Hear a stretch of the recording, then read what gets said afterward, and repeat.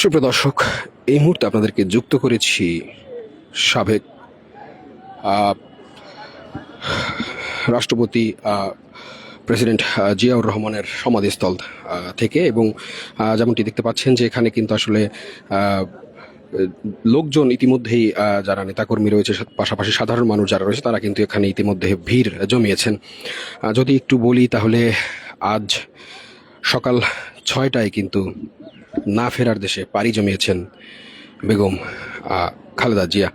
যেমনটি আমরা জানি যে বেগম জিয়া কিন্তু আসলে সাবেক, অর্থাৎ 3বারের সাবেক প্রধানমন্ত্রী ছিলেন। এছাড়াও যেমনটি তার ব্যাপারে বলা হয় যে তিনি আসলে একজন আপোষহীন দেশ নেত্রী।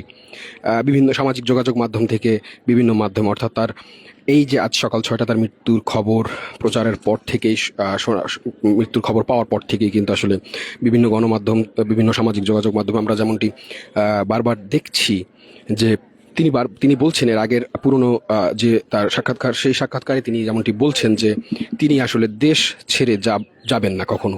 তো সেই ব্যাপারটাই কিন্তু আসলে আরও একবার মানুষ দেখলো যে সেই গত 23 তারিখ থেকে, অর্থাৎ গত 23 নভেম্বর থেকে শারীরিক অসুস্থতা জনিত কারণে কিন্তু রাজধানীর এভার কেয়ার হাসপাতালে তিনি চিকিৎসাধীন অবস্থায় ছিলেন। এবং দীর্ঘ 1 মাসেরও বেশি সময় ধরে তিনি এভার কেয়ার হাসপাতালে তার যে ব্যক্তিগত চিকিৎসক এজেড জাহিদ হোসেন সহ দেশ বিদেশের নামি দামি সব চিকিৎসক যারা রয়েছেন তাদের তত্ত্বাবধানে কিন্তু চিকিৎসা সেবা চলছিল।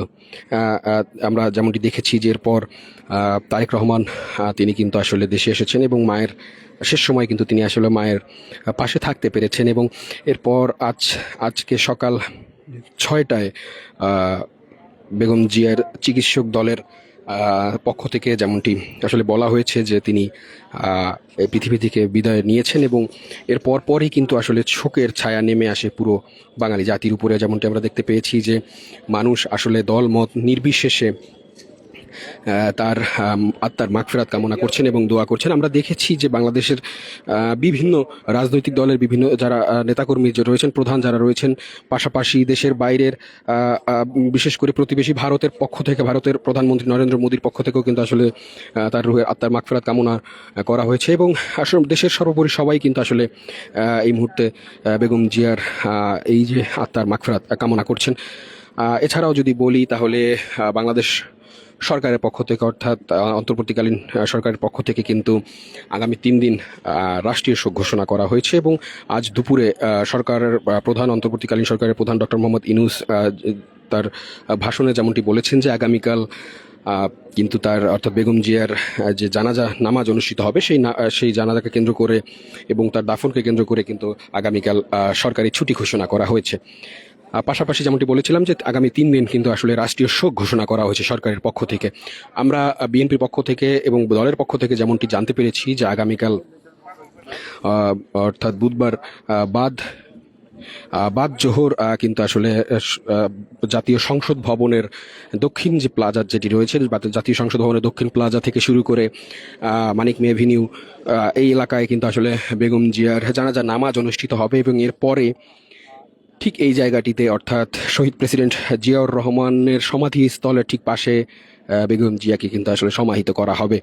এই তথ্যের ভিত্তিতে অনেকেই কিন্তু আসলে এই মুহূর্তে, অর্থাৎ আজকে থেকে এখানে আসছেন এবং এসে তারা কিন্তু এখানে জড়ো হচ্ছেন। এবং অনেকের মধ্যেই কিন্তু আসলে শোকের ছায়া আমরা দেখতে পাচ্ছি, অনেকেই শোক বার্তা দিচ্ছেন এবং অনেকেই বলছেন যে আসলে আপোষহীন একজন নেত্রী কিন্তু আসলে এই মুহূর্তে চলে গিয়েছেন দেশ থেকে। আমরা একটু কথা শোনার চেষ্টা করব কয়েকজনের।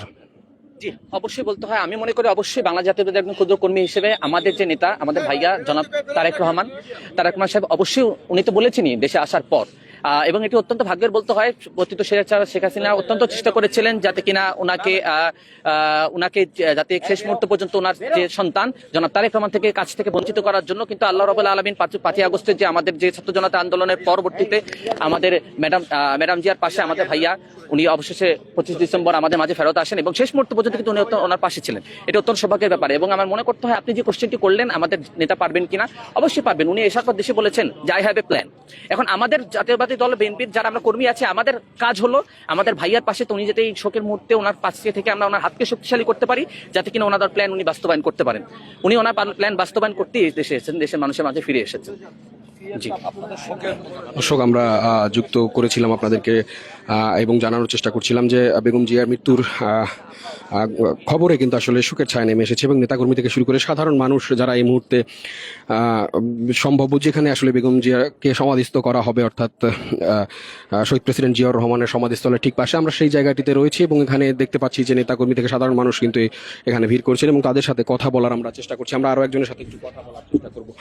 আপনার কাছে একটু জানতে চাই যে এই যে বেগম জিয়া দীর্ঘ 1 মাস ধরে আসলে চিকিৎসাধীন অবস্থায় ছিলেন এবং তিনি বাংলাদেশেই ছিলেন, দেশ থেকে আসলে কিন্তু তিনি চলে যেতে পারতেন বা উন্নত চিকিৎসার জন্য এর আগেও চলে যেতে পারতেন। এই ব্যাপারটা আসলে কেমন লাগছে? তিনি দেশেই ছিলেন, তার কমিটমেন্ট তিনি রেখেছেন। উনি আসলে সত্যিকার অর্থে একজন দেশপ্রেমিক।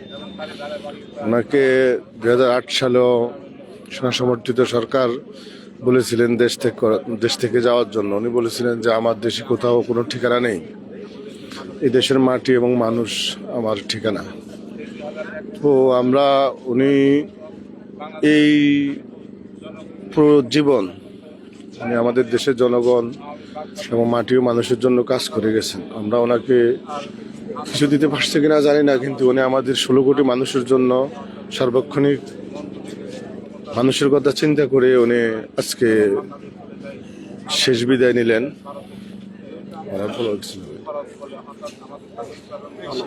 দর্শক, আমরা কথা শোনানোর চেষ্টা করছিলাম, এখানে যারা সাধারণ মানুষ আসছেন তাদের কথা শোনানোর চেষ্টা করছিলাম। আরো একজনের কথা কিন্তু আপনাদেরকে শোনানোর চেষ্টা করব।